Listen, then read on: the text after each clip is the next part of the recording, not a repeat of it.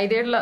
ఒక అసమర్థుడి పరిపాలన చూసిన తర్వాత, ఒక రౌడీ రాజకీయాన్ని రాష్ట్ర ప్రజలందరూ కూడా చవిచూసిన తర్వాత నిన్న జరిగిన ఎలక్షన్లో భారీగా ఓటింగ్ పర్సంటేజ్ అనేది నమోదైంది. అది భారీగా కూటమికి అనుకూలంగా ఓటింగ్ పడింది అనేది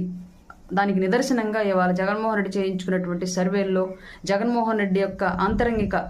టీం ఇచ్చినటువంటి ఇన్ఫర్మేషన్తో తెల్లమైంది. కాబట్టి ఈ రోజు జగన్మోహన్ రెడ్డి తట్టాపుట్ట సర్దుకోవడానికి ఆల్రెడీ లండన్కి పారిపోవడానికి ముందస్తుగానే టికెట్లకి అలాగే కోర్టుకి పర్మిషన్ కూడా పెట్టుకుని ఉన్నాడన్న విషయం మనకు ఎలక్షన్కి ముందే తెలుసు.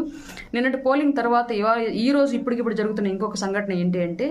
6 రకాలైనటువంటి సంక్షేమ పథకాలు ఏవైతే ఫీజు రియంబర్స్మెంట్ కానివ్వండి, విద్యా దీవెన కానివ్వండి, రైతు భరోసా కానివ్వండి, ఇంకా మిగతా ఏవైతే సంక్షేమ పథకాలు 6 రకాల సంక్షేమ పథకాలకు సంబంధించి రాష్ట్ర ప్రభుత్వం నుంచి పేదల అకౌంట్లో పడాల్సినటువంటి 14,000 కోట్ల రూపాయల్ని జగన్మోహన్ రెడ్డి ఎప్పుడో జనవరిలో బటన్ నొక్కి ఇప్పటి వరకు కూడా అకౌంట్లో డబ్బులు వేయకుండా